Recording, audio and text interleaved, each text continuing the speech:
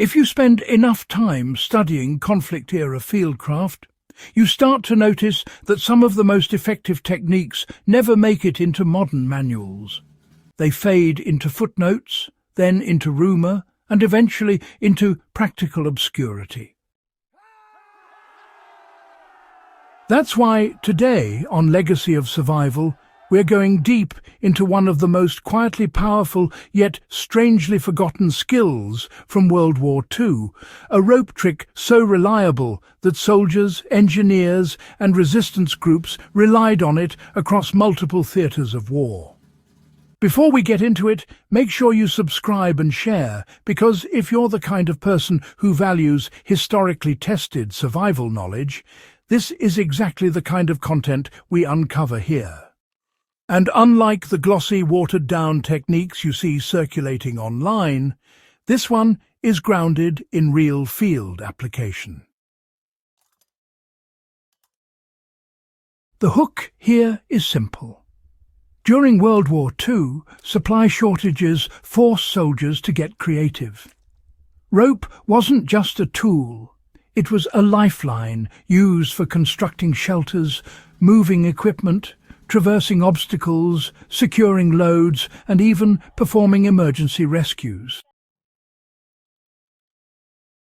Manuals taught plenty of standardized knots, but there was one method so adaptable, so deceptively simple, and so broadly useful that it became a go-to trick among commandos and engineers. Strangely, after the war, it nearly vanished from formal training. This guide brings it back to life. The rope trick that disappeared from mainstream instruction is the field-expedient tension hitch system.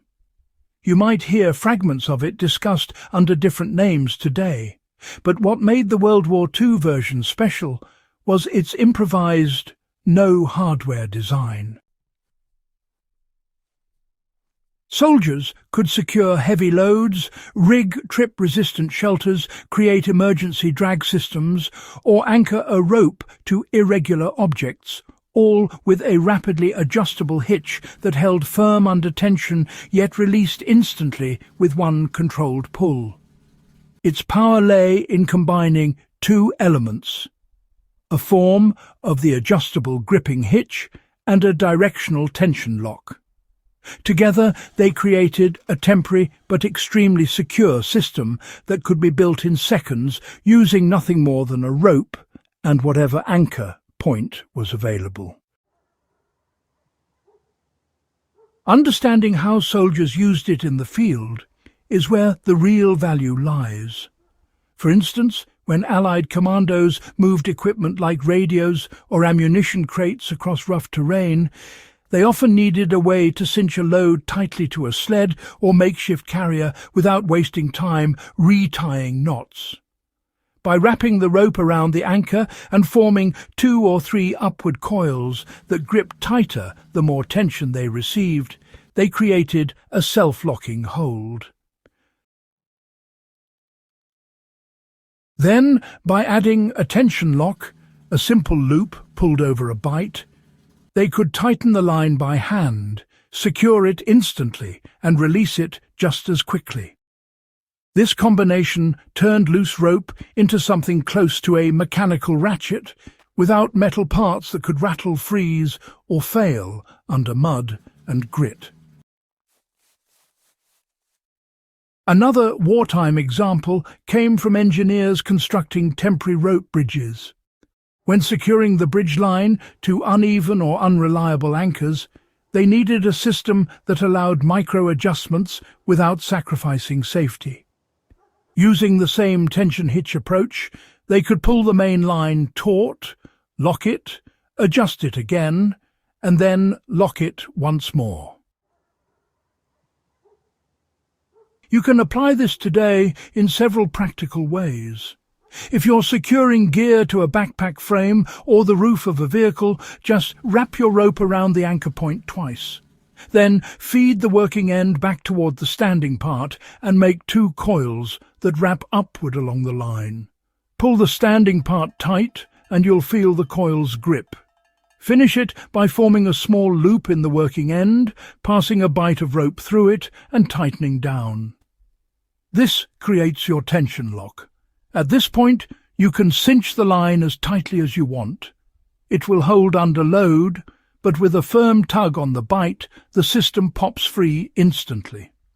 Better yet, if you're in a survival or camping scenario, this trick lets you tension tarps, ridge lines, or shelter supports in bad weather, without struggling through frozen or jammed knots. The trick also saw heavy use in stretcher drags and casualty transport. Medics and infantry often had to move wounded soldiers using improvised sleds, ponchos, or even blankets. With the tension hitch system, they could secure a casualty in seconds, test the tension, adjust it on the spot, and move quickly before enemy fire or incoming artillery resumed. The ability to release the rope instantly was critical, especially if the load needed to be repositioned or transferred to a vehicle. That element of control is why this method still deserves a place in any survivalist's toolkit. So, why did modern manuals erase it? The answer is less about effectiveness and more about standardization. Modern military instruction favors uniform knots that can be tested, certified, and taught across large groups quickly. Improvised techniques, even highly effective ones, tend to get pushed aside. Another factor is the rise of synthetic rope and specialized hardware. With carabiners, camlocks and tensioning devices widely available, older fieldcraft methods simply fell out of circulation. But if you're studying World War II survival knowledge, you already understand the importance of techniques that don't rely on perfect gear or modern tools. What makes this forgotten rope trick evergreen is that it works no matter what rope you have, what environment you're in, or what equipment you lack. It's a perfect example of wartime ingenuity, the kind that emerges only when stakes are high and resources limited. And for survivalists today, it offers a reliable method that's field-tested under some of the harshest conditions in history. If you enjoyed this deep dive into lost wartime knowledge and want more historically grounded survival insights, make sure you subscribe to the channel and share this guide with someone who appreciates real, tested skills.